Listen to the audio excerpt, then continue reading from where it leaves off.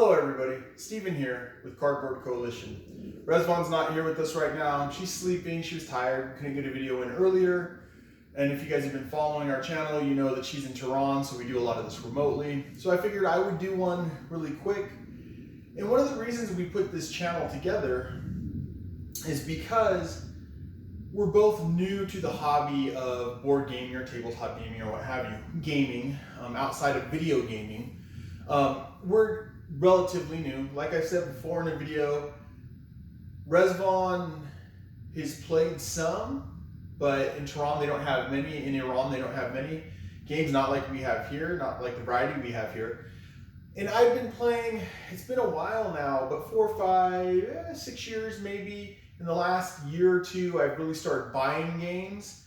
And this isn't my collection, this is kind of props in a sense, but also out here to make some points, keep me on track. So we thought we would do a video series about getting into the hobby. Being novice, being new at this, instead of being someone who has been in the industry for a long time, which that's great too, because they have tons of knowledge. And I think I'm gonna do a video where I talk about a lot of the websites, I'm old, I know, a lot of the YouTube channels and things that I look at to try to get my information on gaming that helped me decide what I wanted to buy, what I didn't want to buy. Besides talking to local stores and people, you know, that I knew that were in the gaming world. But today's video, I figured I would just do an introductory, right? To start playing board games, start playing, we've done a couple videos, like I said before, start playing deck builder games, start playing sorry, I haven't done that one. Start playing deck builder games, start playing worker replacement games. But I'd like to start off by one, if you're watching this video, either you know us or you're a new subscriber, which is awesome, or just stopping by to say hi, hello, hey, how's it going to you? But this is a, kind of fell off track there, but this is this is a hobby that it's interesting to get into. You don't necessarily think about it, but we've all played games before. As kids, yes, and I think sometimes that gets stuck in our head, but it's not a hard hobby to get into. But it seems a little interesting in the beginning, right?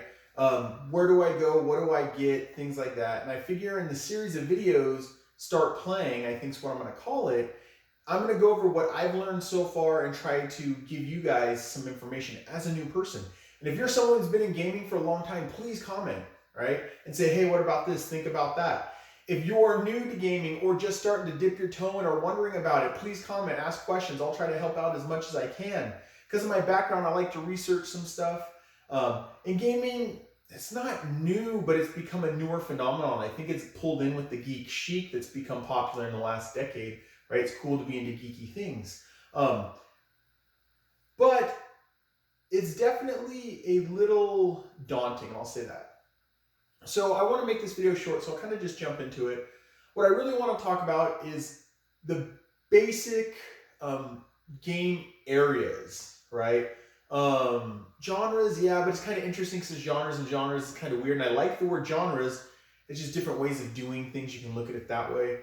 But the main ones that you have for gaming are your, not LCG, that's a living card game, your collectible card game, your CCGs, right? I don't have an example of that, but it would be something like this. Marvel Dice Masters is a dice version. And this is an old, you know, Age of Ultron one. And that's a starter pack. But a CCG, a collectible card game or dice game or collectible whatever game, is something where you're buying blind packs. Packs are things where you don't know what's inside it, right? And then you open it, and hopefully you get the cool card, you know, Magic the Gathering, Pokemon, I think Digimon's coming back with dice, you know, Dice Masters, hoping you get that one, really hard to find one. HeroClix, actually, now that I think about it, it's kind of a mix in between, but it's like small statues and you're trying to collect them up too. You buy blind boxes or starter sets and stuff. I could have brought that up here too to show you guys. Now I think about it, I do have a starter set from way back when.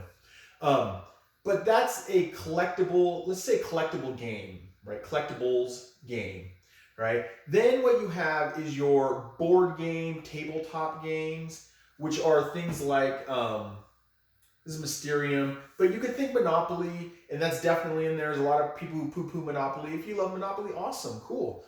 But it's Monopoly and others and more. That grouping has the largest selection of games that you can play. So the tabletop board game kind of set. The other kind of games that you can run into are war games. I've seen it called tabletop games, which starts confusing things. But war games, miniature games, and in those games, there are things like Warhammer. I think there's Warhammer 40,000. There's a whole bunch. That's one of the type of games, and you have a whole bunch of miniatures, and you have armies versus armies, and you're battling it out. I think there's a couple sports ones like Blood Bowl or something like that, and you're getting these groups of people, and you're fighting it out, and you measure things out, and you can tell my knowledge is small on all that.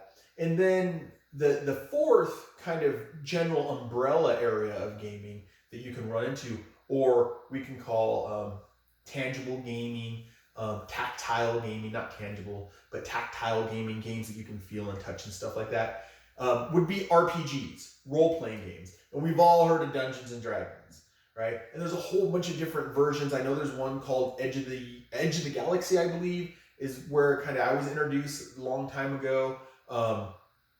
Probably around when it came out, but years ago. And it's where you build a character, or there's some preset ones depending on games, and you play through stories. And there's game mechanics to it, and there's usually they call them a dungeon master, a game master, right? Someone who's kind of controlling everything that's going on. And there's probably some that aren't either, but you do have some miniatures. You can buy them. Don't necessarily need them. You can just have a map and point things out. What is Stranger Things was pretty popular. You know, the Demigorgon. No, it's the Demigorgon, right? So that D&D. So you can have some miniatures and stuff like that. But it's a role-playing game. And then I guess you can kind of almost put LARPing in there, which is live-action role-playing, but we won't go that deep. So the four categories is kind of what this video is really about. Is your collectible card games, your board game, tabletop games, your war games, or war game miniature games, which gets interesting too, and your RPG games. So collectible card game, board game, war game, and RPG role-playing games. So if you're getting into this hobby you're thinking about, you have already big categories to look at. Collectible card games, do you want to collect things up? I have to stay away from those. I'm really bad about collecting things. I'll talk about probably in a second when I talk about Zombicide. I'm really bad about trying to get it all, right? So I try to stay away from them. It's like your Magic and Pokemon games. But if you're into collecting things, or you've played those games and you enjoy them, and there's ways to play without having the best card, and if you're not going to competitions and you expect to win all the time, you can still have tons of fun. But for me, it's that collector aspect. So not to say stay away from it. I obviously have Dice Masters. I bought this relatively recently because it was super, super cheap. And it made me think, hey, I remember having fun when I had it before. Problem was, I dove all in, spent a lot of money trying to get those really hard things, and you have a whole bunch of extras. But they're still fun. I do like Dice Masters. I want to find someone that I can play it with. Maybe Resvon, when she gets here, we can play just really light with the basic stuff. But if you like collecting things, cool. You have that. You have this collectible card game, collectible game. Let's just say collectible games. You have Hero Clicks, which are miniatures, and then you have dice, like Dice Masters. Then the next category, which I think is the biggest, and don't get mad at me if anybody's into wargaming, I'm not hitting that, or RPGs, and I'm down. If anybody lives in the Las Vegas area, like, hey, you need to try wargaming, we're going to show you how. Hey, send me a message. I would love to try. I'm sure Resvon would love to try when she gets here. But the one I dealt with the most is board game, tabletop games. That's kind of spread out. But with board games, it's the biggest category I can see because it's kind of wide. So these are some of the early things that I've bought. And I'll go through it really quick. Like I said, I still want the video to be really short. The early games that I wanted to buy. But this one was probably the first, right? Zombie Dice. And it's a dice game, right? I don't want to open it up, but I'll open it up. And I have a couple of expansions, but there's dice, right? And I found that I like dice game. You roll them around. There's that one. So this is probably one of the first ones I bought. It was probably between this and the original kind of Dice Masters. I got into Deadpool stuff. But you have, in this board game genre, you have these dice games like this. You have party games, right? Unstable Unicorns. This is the not safe for work because I'm not always the most cultured person to be around. So this one's really fun. I won't show you the back of the box because there's some almost naughty things going on there. But this is a card game, and you're just trying to build up your unicorns. It's a party game. It's meant to be played with a whole bunch of people.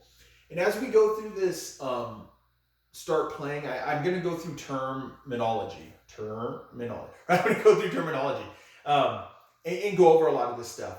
But right now we're just looking at the general game. So you have like dice games, you have party games. This is a party dice game, right? Bang the dice game. I bought this fairly early on. Some friends introduced me to the card game Bang. It's really fun. And being in more of a rowdy group, you know, you run around talking about how you're banging people, but really what it means is you're shooting them. So get your minds out of the gutter there. But there's a party game in a sense. I would say a party game because it's set up for lots of people, and it's also a dice game, something that I like. You also over here you have card games, deck building games, right? I did a video about this. Start playing deck building games. I ended up buying this more for me and hoping I could find someone to play with me, and I've had friends play it and they like it, so it wasn't that bad. But then you have things over here, still in the tabletop game area. You have Mysterium, right?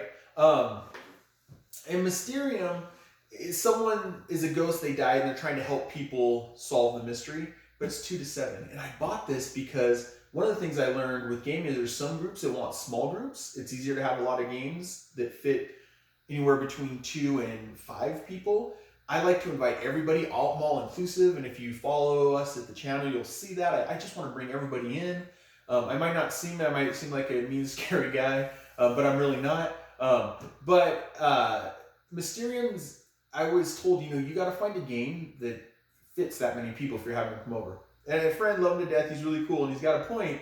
So I ended up picking up Mysterium. This is one of the early games I picked up. It's definitely a board game, but you're trying to solve a mystery of who killed the ghost, and the ghost is trying to help you, and you're psychic. So you have that. But then you have Zombicide down here, and I'm not going to flip the box over because I don't want everything to fly everywhere. But this one has miniatures in it. It's what you would call a dungeon crawl. Like I said, I'll do videos over terminology. But you have little miniatures, and you're going through, well, this one's not necessarily a dungeon, but it's castles and stuff and villages, and the zombies are just coming at you. And there's waves and waves of these little plastic zombies, and you try to kill them. So in the board game genre, you have this wide variety of things. And like this, miniatures, right? Social deduction, but there's no traders. And there's social deduction games with traders, like Werewolf. You have simple dice rolling games, simple party games, a little more advanced party dice rolling games, kind of where I put that. Deck building games, right? You have all this kind of stuff in that board game area.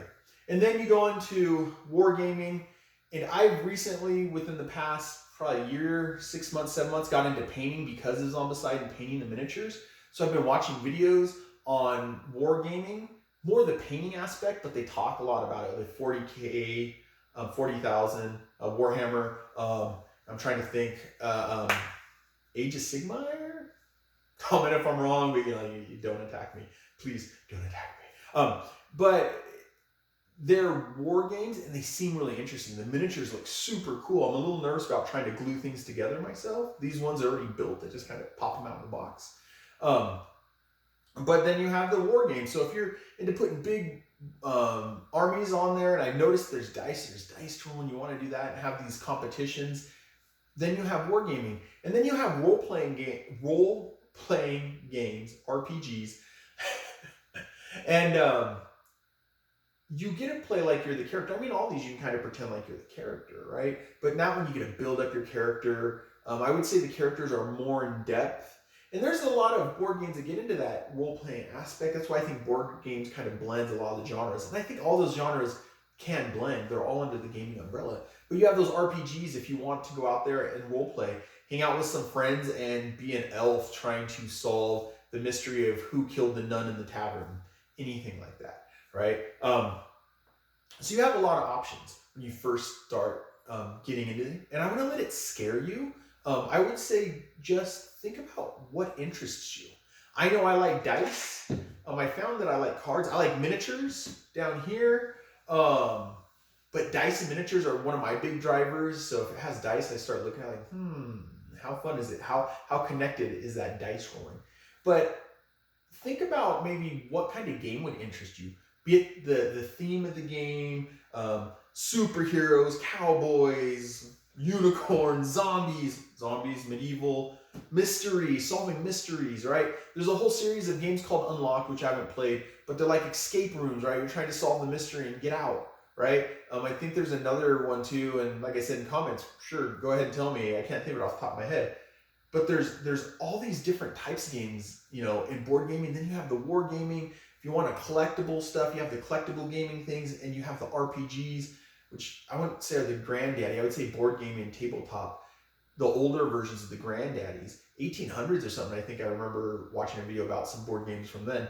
But you have all these plethora, right? A plethora of things, right? But you have all these things that you can look at in gaming. And you can 2-person game all the way up to Zombicide. You can put as many people as you can fit on that board, right, and play. So you have a lot to choose from. So really what this video was about was just to first start it. Let us know what you think about this start playing kind of aspect. Talking about getting into the hobby from people who are just getting into the hobby. Like I said, not to knock the people who've been in it. They're a wealth of knowledge, and I really think I want to do a video where I'm talking about YouTube channels that I watch. Sorry, I can hear the air conditioning right keep on again. But YouTube channels that I watch to kind of get me into this. But just some people new into the hobby, trying to invite more people to come down and try this out and try to answer some questions and maybe see some follies, right? You might see some things that I say, oh, I love rolling dice, and you're like, too much chance, right? What's the term?